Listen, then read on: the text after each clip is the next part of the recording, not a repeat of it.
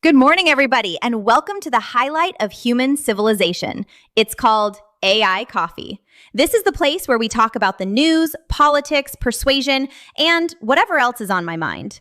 And if you'd like to take this experience up to a level that no other podcast can provide, all you need is a cup or a mug or a glass, a tankard, chalice, or stein, a canteen, jug, or flask, a vessel of any kind. Fill it with your favorite liquid. I like coffee. Join me now for the unparalleled pleasure, the dopamine hit of the day, the thing that makes everything better. It's called the simultaneous sip, and it happens now. Go.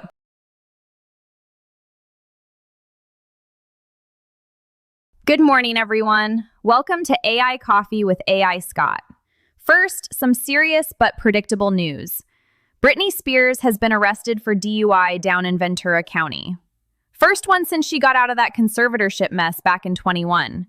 We hope she gets help. I mean, seriously, we all hope she gets the help she needs. You know, I've always kind of liked Britney. Everything about her just seems likable. She's not some monster. She's just a good person trying to get by with some personal problems, like the rest of us. Remember when she finally got her life back? No more dad slaving her with that $60 million fortune locked up. She celebrated by taking flying lessons, right? Literal code reuse in the simulation. My ex-wife Christina's a pilot now too, so suddenly Britney's up in the air, free as can be, going anywhere she wants. From the most restricted human on the planet to literally flying. That's a hell of a plot twist. You can't not root for her. But here's the thing that always happens with these high-profile cases. Freedom's great until the old patterns sneak back in. Predictable as sunrise. She's got the world watching, post-conservatorship glow, and boom, Ventura County, pulled over, booked. TMZ's already all over it, CHP confirmed. It's like the simulation is testing if she can handle the controls without crashing. And look, this isn't just Britney. It's every celeb, every politician who thinks they're above the rules for 5 minutes after a couple drinks. The pattern's so reliable, you could set your watch to it. But here's the optimistic part. The real silver lining nobody's talking about yet. Self-driving cars are going to make this whole predictable arrest script a thing of the past. And soon. Like, stupid soon.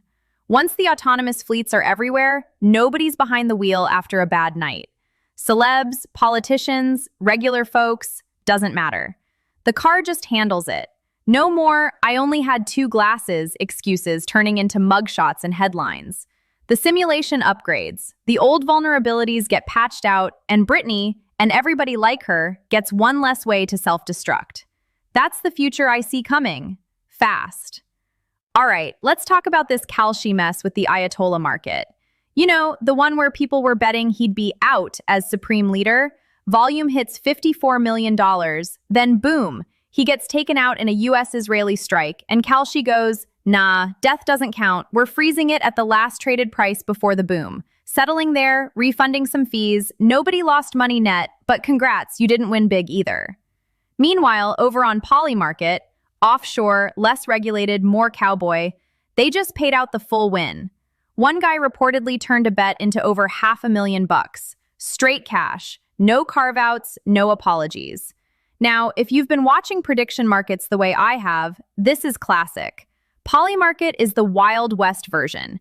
People put real skin in the game. The market prices truth better than any poll or pundit because money doesn't lie. When Trump came in, Polymarket had the recession odds dropping from like 70% to 19% way before the economists caught up. Why? Because the crowd with money on the line was smelling optimism faster than the experts. Kalshi? Kalshi is the regulated one. CFTC approved, all nice and tidy in the US, which means they have to play by rules that say you can't have a market that directly lets people profit from assassinations, war, terrorism, public interest stuff. So they bury this death carve-out in the fine print. If the guy dies, nope, we settle at pre-death price, no full yes payout. They promoted the market hard while missiles were flying, odds climbing, people piling in thinking out means out, dead or otherwise. Then the second he's confirmed gone, they invoke the clause nobody really noticed, freeze everything, pay at like 39 cents or whatever the last trade was before the strike instead of $1. They even ate $2.2 million themselves to refund fees and make sure nobody net lost. Sounds noble, right? We're protecting you from profiting off death. Here's the persuasion filter on it. Kalshi just taught the entire space a lesson. If you want accurate crowd wisdom on geopolitics, especially anything violent or regime-changey, go offshore to Polymarket. They'll pay. Kalshi will moralize, regulate themselves into a pretzel, and hand you your principal back with a pat on the head. What should Kalshi do? Simple. Either stop listing anything where death is the 90% likely way the event happens, be honest up front, or just shut those markets down entirely. Don't tease people with Khamenei out as supreme leader, run commercials, take $55 million in volume, then pull the rug with fine print morality. That's not protection. That's bait and switch dressed up as ethics. If the CFTC rule is the problem, fight the rule or don't play in that sandbox. Half-assing it erodes trust worse than any loss would. And here's the bigger picture and the joke part. Prediction markets are getting so good at pricing reality that we're basically one step away from assassins checking Polymarket odds before pulling the trigger. Honey, the market's at 82 cents for the president being out by next Tuesday. Should I go for it? The payout's looking solid. We used to worry about insider trading. Now we're worried about market makers accidentally funding hit jobs. So yeah, Kalshi protected us from that dystopia by screwing their own customers. Meanwhile, Polymarket just printed money for the people who correctly predicted state-sponsored boom. Which one's the real threat to civilization? The platform that pays, or the one that refunds and lectures? Systems update. Okay, folks, let's talk about Rand Paul's live Iran spend meter. It's up on X, ticking away like a taxicab gone rogue in Tehran traffic. Visually, genius. Pure persuasion gold. That little counter rolling up in real time hits you right in the lizard brain. Every second, another chunk of your future tax dollars vanishing into the fog of war. It's hypnotic. It's simple. It's Scott Adams-approved visual persuasion. Make the abstract concrete. Make the big number feel personal. Rand nailed that part. But here's the persuasion filter reality check. Once you zoom out, it doesn't feel like that much money. We're talking billions ticking by while the federal government flushes trillions every year on stuff we can't even track. Pork, fraud, empty buildings, ferret binge drinking studies, Ukrainian influencers. Pick your poison from the Festivus report. The Iran meter looks dramatic, until you remember the baseline waste is so astronomical that this crisis spending is basically rounding error in the grand scam. It's like complaining about a leaky faucet while the house is floating down the river. Effective optics? Sure. But in the bigger hypnosis picture, it almost normalizes the insanity by making foreign adventure look like the only outrageous part. Nice try, Senator. Props on the meter. But we're still drowning in the same swamp. And now, fresh headlines keeping the pattern alive. Oil prices are surging hard amid this Iran mess. Brent crude is trading around $82 to $85 per barrel today, up sharply in recent sessions, with some spikes pushing past $85, while WTI has climbed to highs near $81. Cumulative gains since the conflict escalated have hit 15 to 20% plus, driven by the Strait of Hormuz turning into a no-go zone. Tanker traffic halted or disrupted, vessels hit, production issues rippling from Iraq and beyond, shipping choked across the Gulf. Stocks are tanking on the fear. U.S. gas prices creeping up with worse to come. Persuasion filter, classic vulnerability exploit. The global economy still depends on flammable goo squeezed through one grudge-held choke point. Every flare-up triggers the supply doom hypnosis, markets panic price first. But the upgrade is loading. Self-driving EV fleets, battery megastorage, solar, wind exploding. These fix the dependency stupid soon. Oil shocks fade, wars over black liquid become obsolete. Polymarket might bet fear short term, but adaptation wins long. Old choke points patched. Then this escalation absurdity. Let's dive into this one because it perfectly illustrates how fast the simulation can escalate the stakes and turn regional drama into worldwide theater. A U.S. submarine torpedoes the Iranian warship Iris Dina off the coast of Sri Lanka in the Indian Ocean. That's right, Sri Lanka, thousands of miles from the Persian Gulf, in waters that were supposed to be neutral and far removed from the fight. The sub hits it clean, sinking the vessel with a crew of about 180 aboard. Dozens are killed, with Sri Lanka recovering at least 87 bodies and rescuing 32 survivors who are now receiving medical care or safe passage. This isn't some footnote incident. It's the first U.S. submarine torpedo sinking of an enemy vessel in combat since World War II.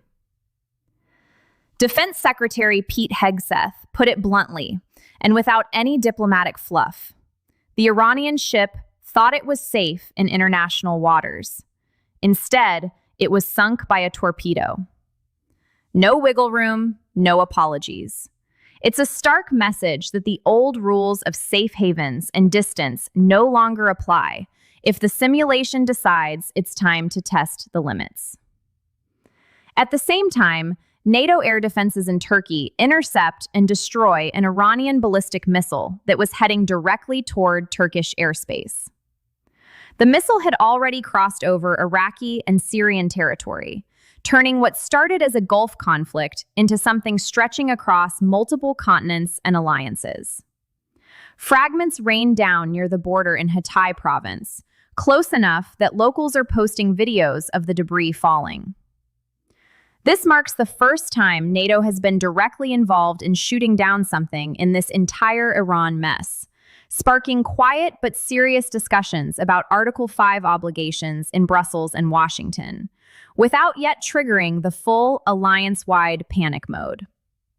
It's the kind of development that makes you pause and wonder how many more firsts we're going to rack up before the week ends. Apply the persuasion filter, and it all snaps into crystal clear focus.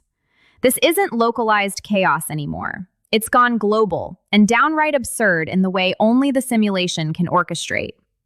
A substrike halfway around the world in the Indian Ocean, combined with a missile threat to a NATO member.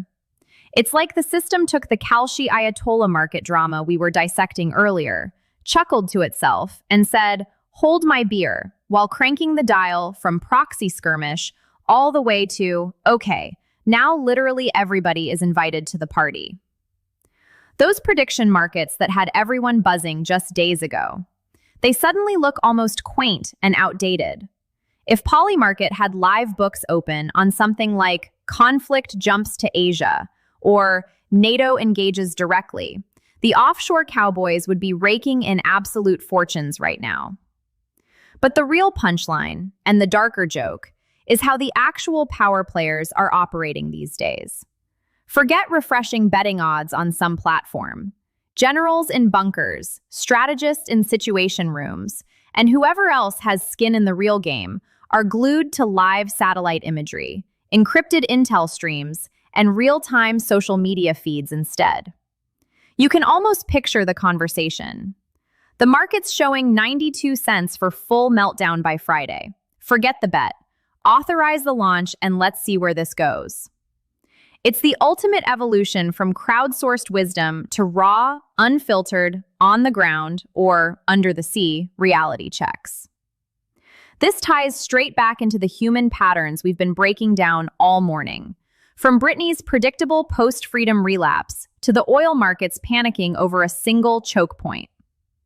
Humans are wired to push boundaries and invent new crash vectors in the most unexpected places, like turning the Indian Ocean into a torpedo range because it feels strategically clever or surprising.